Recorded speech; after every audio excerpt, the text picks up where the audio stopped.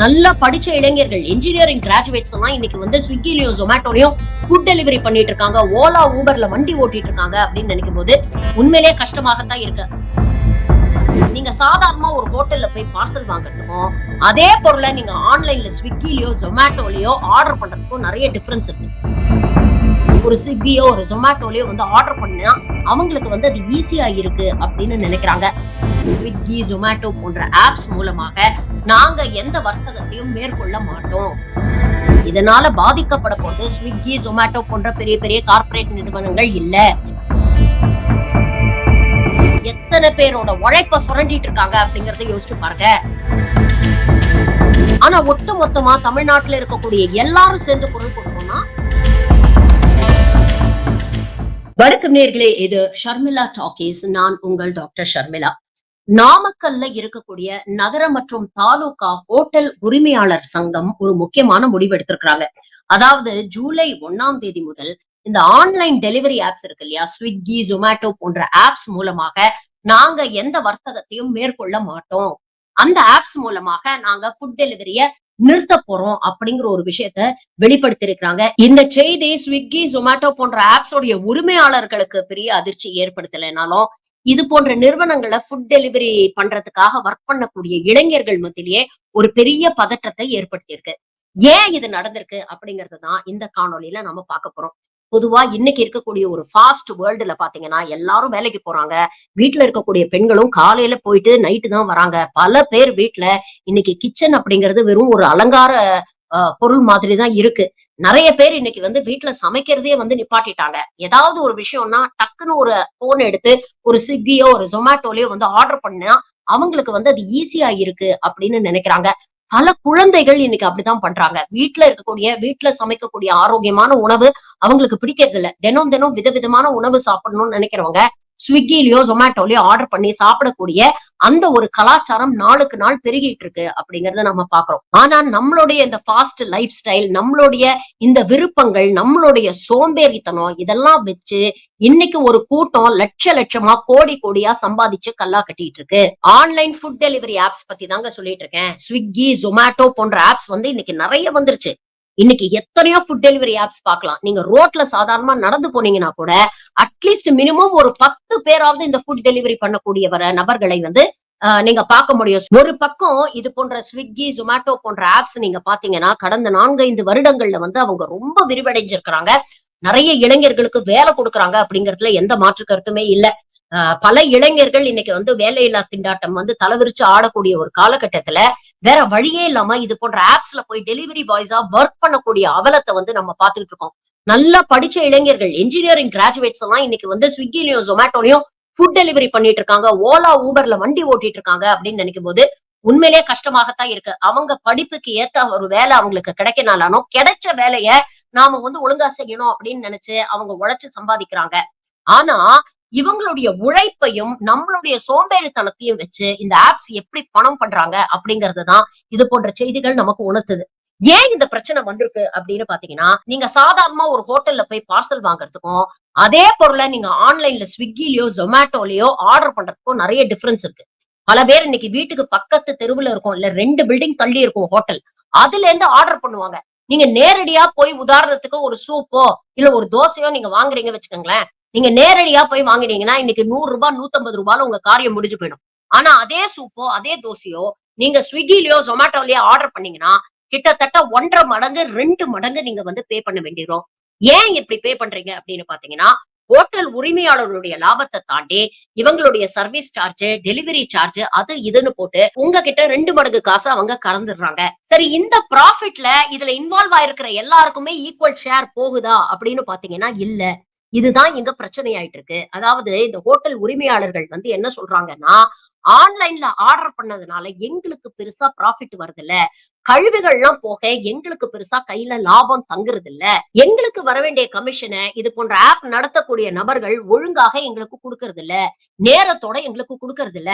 அது மட்டும் இல்ல ரொம்ப குறைவான ஒரு கமிஷன் தொகையை எங்களுக்கு குடுக்குறாங்க. கேட்டா அட்வர்டைஸ்மென்ட்க்கு charge, service charge, delivery charge அப்படி இப்படின்னு 1008 காரணம் சொல்லி கமிஷன்ல கை வைக்கிறாங்க அப்படிங்கிற ஒரு விஷயத்த சொல்றாங்க. அது மட்டும் இல்ல ஒவ்வொரு கடைக்கும் ஒவ்வொரு விதமாக இவங்க கமிஷன் குடுக்குறாங்க. யாருக்குமே ஒரு யூனிஃபார்ம் ஸ்ட்ரக்சர் இவங்க மெயின்டெயின் பண்றது இல்ல. ஆப் மூலமா அதிகமாக அட்வர்டைஸ் பண்ணக்கூடியவர்களுக்கு அதிக ப்ராமினன்ஸ் குடுக்குறாங்க. அப்ப வரக்கூடிய ஆர்டர்ஸ் பெரும்பாலும் அப்படிப்பட்டவங்களுக்கு தான் போகுது.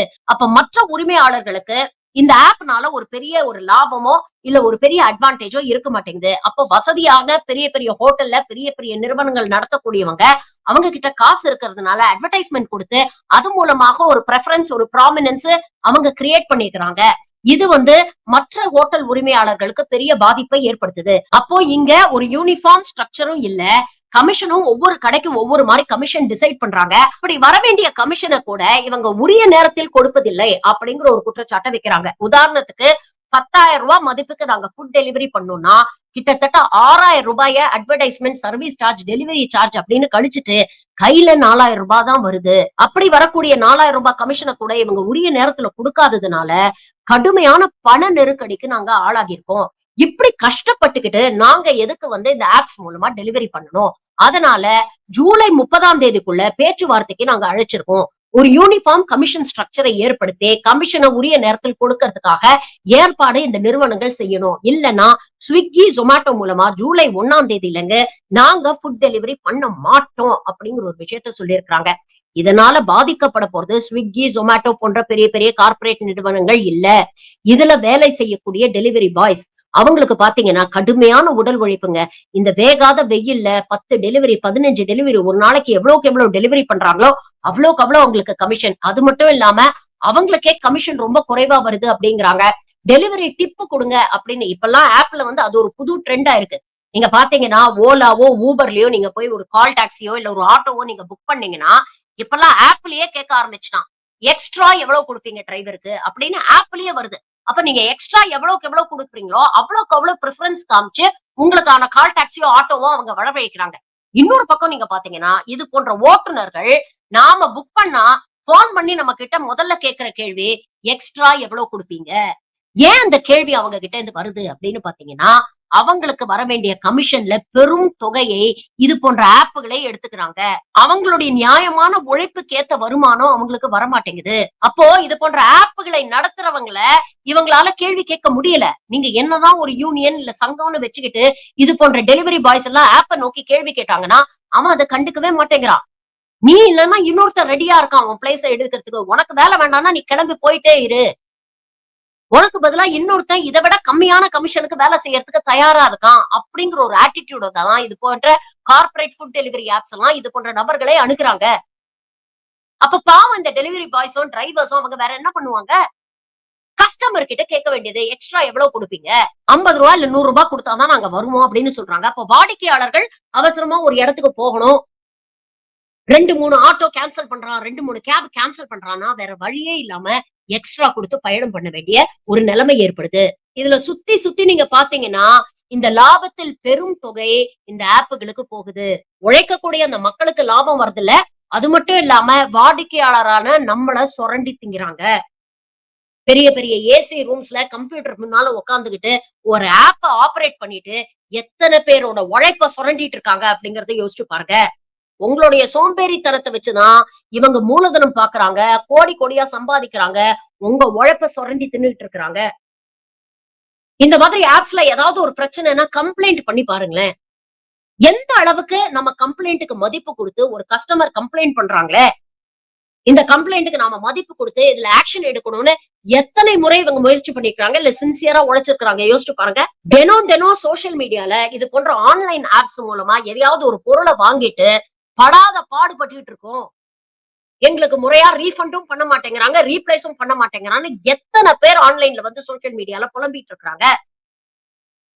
ஒரு காலத்துல வியாபாரத்துல கஸ்டமர் இஸ் கிங் அப்படின்னு சொல்லுவாங்க.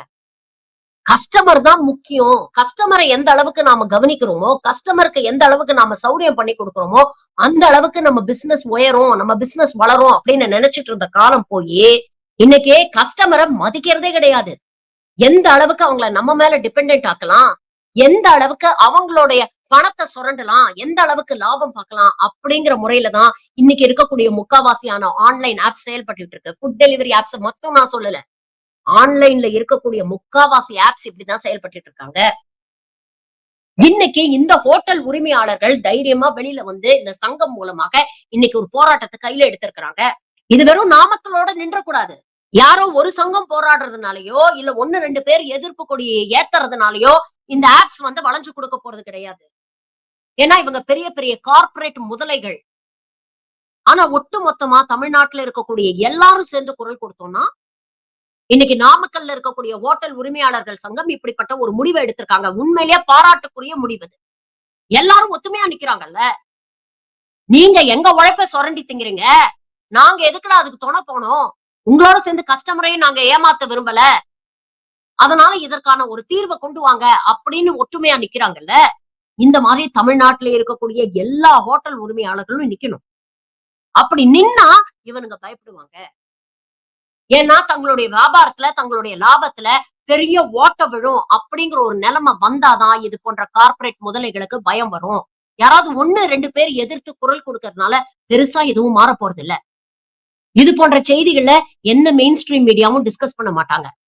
ஆனா நீங்க யோசிச்சு பாருங்க. உங்களுக்கு இன்னும் நான் சொல்றதுல நம்பிக்கை இல்லன்னா, உங்க வீட்டு பக்கத்துல இருக்கிற ஹோட்டல்ல போய் நேரடியா ஒரு பொருள வாங்கி பாருங்க. அதே பொருள இந்த Swiggy, Zomato மூலமா ஆர்டர் பண்ணி பாருங்க. தானா புரியும். நன்றி.